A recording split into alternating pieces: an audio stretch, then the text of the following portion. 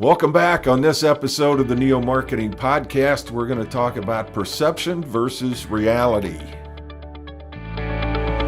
Welcome to the weekly Neo Marketing Podcast, featuring one half of the Golden Goose C-Suite, Kyle Golding, and Pritch, APR, PRSA Fellow.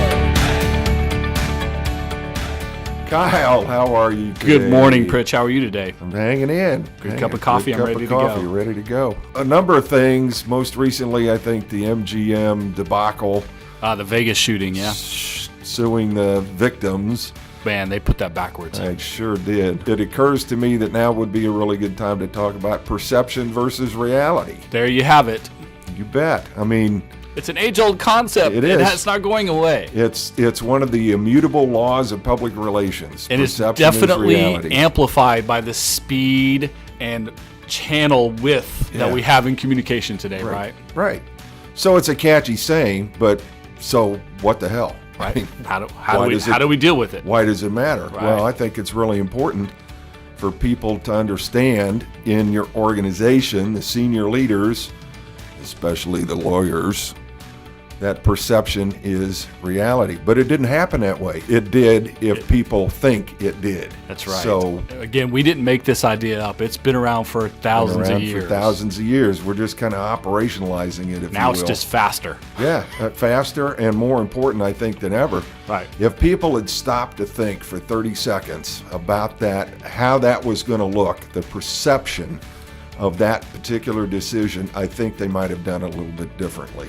But we're not talking about being deceptive. No, not at all. We're simply talking about putting things in the right order. Well, and it's a matter of perspective, and it's a matter of context. And information. Which helps you form those particular items. And again, it really comes to the fore in terms of crisis management, or crisis communications. But I think it's important for everybody. Every decision that you make, I think, needs to, you got to put the glasses with those lenses on before you make the decision to see if you can stand the reaction to the perception. Let me give you a pro and con, and maybe it's a little mix of the two scenarios I'm going to give you. Yeah. So in a situation like this, is there great benefit to having third-party counsel that's out of house, that has a fresh perspective, that isn't the corporate line, but balance that versus the speed and the ability for someone to know the brand and know the company and to understand the values of the organization? What's the balance there? Or is there a real answer to that? Is it situational? Yeah, I think it is situational. I think a third party can be helpful if they're truly doing their job. If they're just going to tell you what you want to hear, no, that's not helpful at all. It doesn't matter if they're in third party in-house, right, your best friend, your lawyer, whatever. Right. If they're going to only tell you what you want to hear and not what's best for you, doesn't matter anyways. Right. And I tell my students in the crisis communications class, you got to have the guts to say no. Absolutely. Got to have the guts to tell the emperor he ain't wearing any clothes. You have to bring the truth, and you have to bring solutions. Absolutely. You just can't say, no, we can't do that. Yeah. You have to bring why we're not going to do that, and a better route is because you do have to do something. You do. Absolutely. You're exactly right.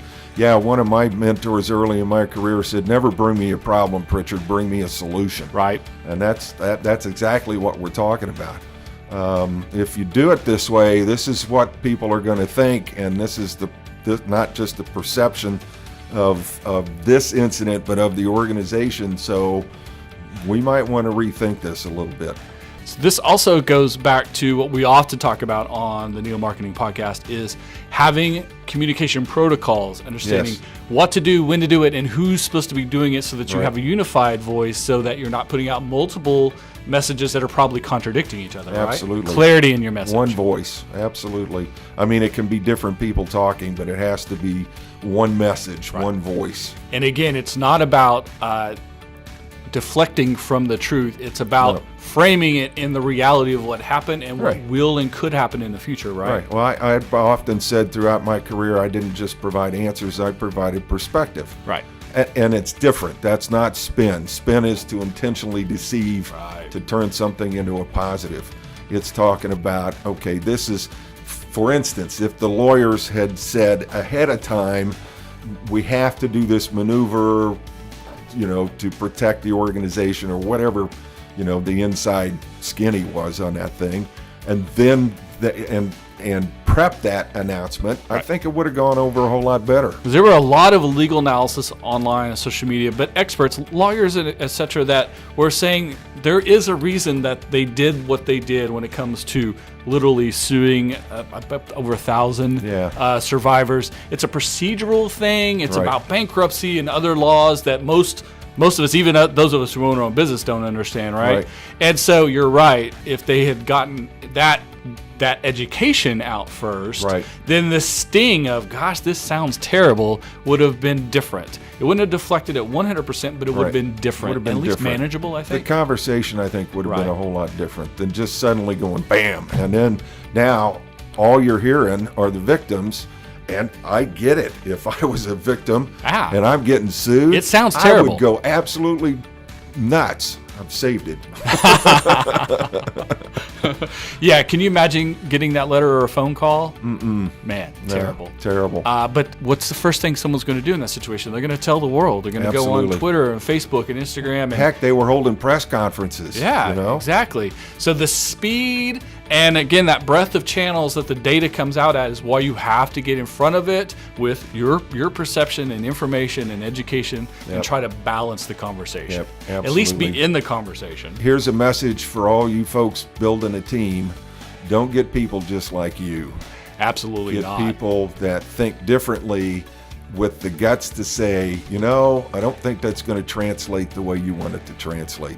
And in fact, you need to assign someone that role. Absolutely. Someone needs to be the contrarian.